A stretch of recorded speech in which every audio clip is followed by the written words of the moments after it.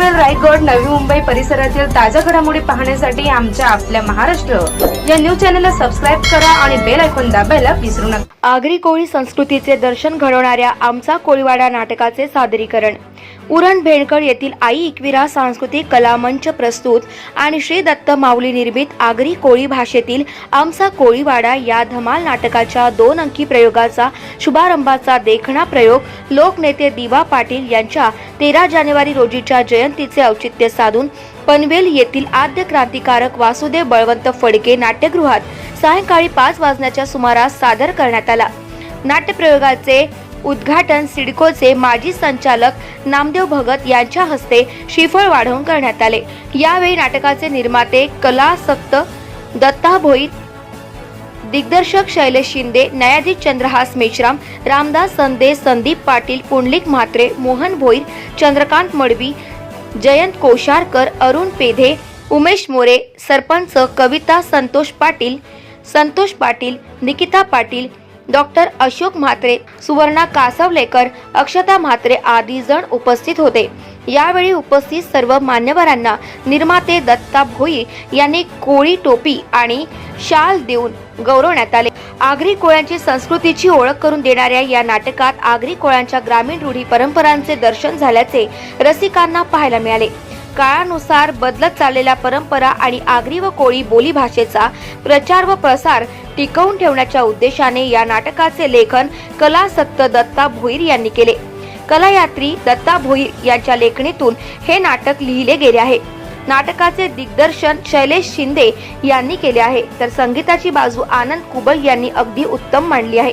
राज आंगणे यांच्या नृत्य दिग्दर्शन अगदी साजेसे आहे। नाटकात शैलेश शिंदे, वासुदेव म्हात्रे, दीपक घाग, चेतन पाटील, प्रवीण भावल, आशिष गावण, परीक्षा सरोदे, रुचिता म्हात्रे, निकिता पाटील व कौशिक म्हात्रे आदी रंगनायकांनी आपल्या अभिनयातून उत्तम भूमिका साकारल्या आहे।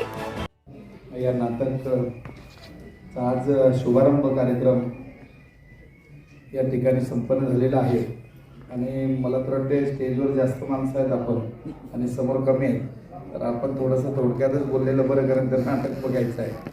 खरं तर आपले भोईर यांनी अतिशय चांगलं नाटक त्या ठिकाणी दिसवलेलं आहे। त्यांचे कलाकार पण अतिशय चांगले आहेत आणि फार मेहनत घेतलेली आहे, कारण सराव एवढा चांगला आहे की त्यांचा कुठलाच ठेका चुकत नाही आणि म्हणूनच हा नाटक निश्चितपणे जिथे जिथे कोळी लोक राहतात, आगरी लोक राहतात, किंबहुना कोळी समाजाचा जो ठेका आहे तो प्रत्येक भाषेमध्ये तो ठेका वापरला जातो। वाद्य वृंद जो आहे तो निश्चितपणे हिंदी असू द्या किंवा पंजाबी असू द्या किंवा कुठलाही असू द्या, तर त्या ठिकाणी तो ठेका आपला वाद्य वाजवला जातो आणि तुम्ही जर गाणं हिंदी जरी ऐकत असाल तर नीट ऐकलं त्याच्यानंतर तर तो जो वाद्यवृंद आहे तो आपलाच ठेका असतो आणि म्हणून अतिशय चांगल्या पद्धतीनं कोळी आगरी समाज, कराडी समाज या ठिकाणी मूल जो रहिवासी आहे, खरं तर आता आपण गावाला म्हणतो, मगाशी ते नाटकामध्ये एक होतं की मुंबई आमची, परंतु मुंबई आमची ही फक्त कागदावर राहिलेली आहे। मुंबई ते त्यांची कधी झालेली आहे ते आपल्या पुढाऱ्यांना, मी त्या पुढाऱ्यामधला नाही, मी जरा एक स्वतंत्र एक नागरिक आहे, तर आपल्या पुढाऱ्यांना ते समजले नाही, म्हणून तर 5 रुपयात आपली जमीन घेतली आणि आज ते नेरूळमध्ये एक टेंडर झाला 5 लाख रुपये पर मीटर, म्हणजे 5 कोटी रुपये गुंठा आणि आपल्याला किती दिले 500 रुपये गुंठा, म्हणून ते उड्या मारतात, विमानं उडवतात, रेल्वे उडवतात, मेट्रो उडवतात, मोठे मोठे एअरपोर्ट या ठिकाणी होतोय हे आपल्या पैशाने।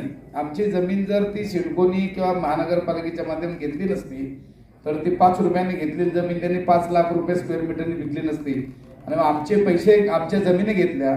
धनवान मात्र ते झाले, धनवान मात्र अधिकारी झाले आणि अखंड भारत देशाला सुविधा पुरवणारं किंवा जगाला सुविधा पुरवणारं एअरपोर्ट आपल्या शेतावर बनत आहे आणि त्या ठिकाणी कार्यक्रम होतोय ना, आपल्या कुठल्याच बांधवाचा त्या ठिकाणी उल्लेख होत नाही। मला तर वाटलं, मी माफ करा पण मला वाटतं की दिवा पाटलांचा, स्वर्गीय दिवा पाटलांचा कोणीतरी तिथे नाव घेतलं असता तर फार आनंद झाला असता, परंतु योग्य प्रकारे आपल्याला दाबण्याचं काम सर्व प्रोजेक्ट आपल्या रायगड आणि ठाण्यामध्येच काय येतात। मग आमची जमीन 100% घ्यायची आणि आम्हाला भूमिहीन करायचं आणि आम्हाला नोकरी द्यायची नाही, आम्हाला काम द्यायचं नाही, आमचं कुठल्या तरी वडीलधाऱ्या लोकांचे नावं द्यायची नाही. आणि या ठिकाणी अशा पद्धतीनं मुस्कटदाबी चालू आहे. मी जरी एका पक्षाचा असलो तरी देखील एक मी स्वतः वैयक्तिक नागरिक आहे आणि म्हणून नागरिक म्हणून या ठिकाणी माझे वैयक्तिक मत या ठिकाणी मांडतो. आणि खरं तर आपण सर्वांनी एकत्र होण्याची गरज आहे. बोटांनी मारलं तर आपलं बोट फ्रॅक्चर होतं, परंतु 5 बोट एकत्र केली, ठोसा मारला तर समोरच्याला लागतं. जोपर्यंत आपण एकत्र होत नाही तोपर्यंत आपल्याला कुठलंच काही आपल्या म्हणजे आपल्याला काय मिळू शकत नाही. जेव्हा शाळा कॉलेजचे प्लॉट इतर लोक घेत होती त्यावेळेला तो 200 रुपये मीटरने देत होते किंवा 20 रुपये मीटरने देत होते. मग आपल्या प्रकल्पग्रस्त एकत्र आले, ट्रस्ट स्थापन केल्या, मात्र तो आता 10,000 रुपये मीटर वगैरे असं झालं. आपल्याला म्हणजे नोकऱ्या पण द्यायच्या नाही, आपण शिकायचं पण नाही आणि दिलेले भूखंड पण आपले कसे रद्द होतील ही सिडको काही लोकांच्या माध्यमातून त्या ठिकाणी करतोय. मी एक 10वी नापास माणूस आणि मी शाळा कॉलेज उघडलेने आपल्या डिग्री कॉलेजसाठी भूखंड मागितला, तो मंजूर झाला, 10% पैसे भरले, तरी देखील कोणीतरी राजकीय दृष्ट्या तो प्लॉट भूखंड रद्द केला. अशी भूत या जगामध्ये आहेत. आणि म्हणून आपल्या समाजाने तोपर्यंत मागितल्याशिवाय काय मिळत नाही. पण साहेब आपण सर्वांनीच विचार केला पाहिजे. मी नसता किंवा तुम्ही विचार करून चालणार नाही. दादागिरी करायची नाही. तुम्हाला सांगतो आपले लोक काय करतात, तिखट खातात, सांचे औषध पितात आणि भानगडी करतात. भानगडी केली तर दोन्ही चांगल्या गोष्टी नाही.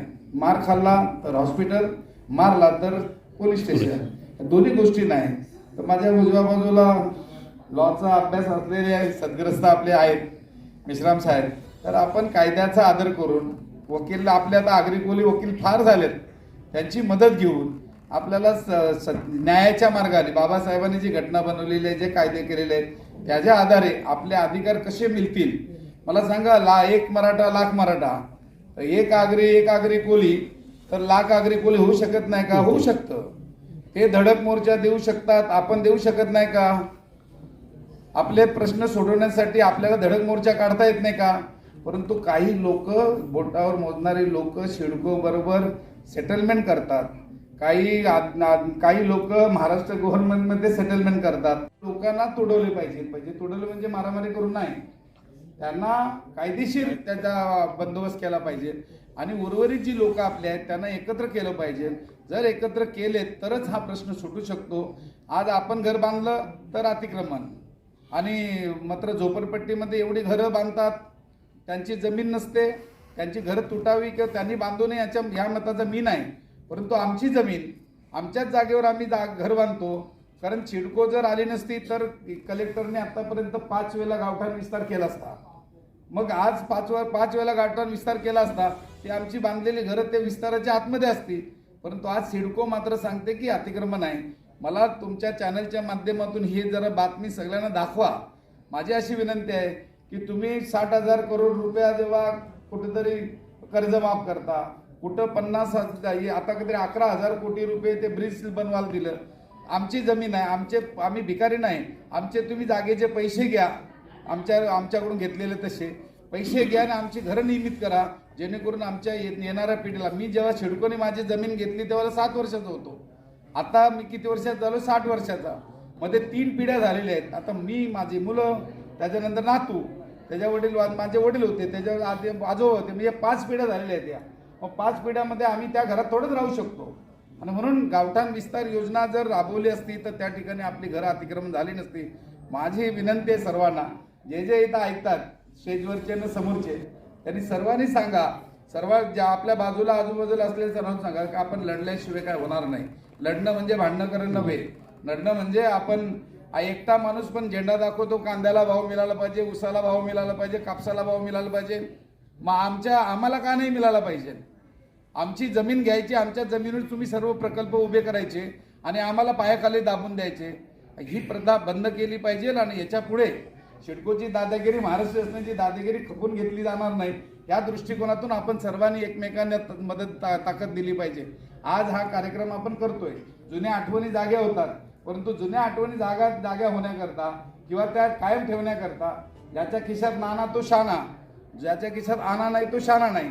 आणि म्हणून आना यायसाठी आपण शाना बनलं पाहिजे. त्या पद्धतीनं आपण काम केलं पाहिजे. आणि बरेचशा मुलं दिसतात मला. आपल्याला सर्वांना विनंती की शिकलं पाहिजे. शिक्षण घेतलं नाही तर काही नाही, शिकलं पाहिजे. आणि वयाच्या जोपर्यंत शिक्षण पूर्ण व्हायला किती वय, 20 वर्षापर्यंत शिक्षण होतं. आपल्याला 60 वर्ष जगाचं 40 वर्ष आपल्याला आनंद घेता येतो. जर ह्या 20 वर्षामध्ये जे 10 वर्ष किंवा 12 वर्ष किंवा 15 वर्ष शिक्षणाचं आहे हे दुर्लक्ष केलं तर पुढचे 40 वर्ष आपल्याला त्या ठिकाणी सजा लागेल. आणि म्हणून शिकणं फार गरजेचं आहे.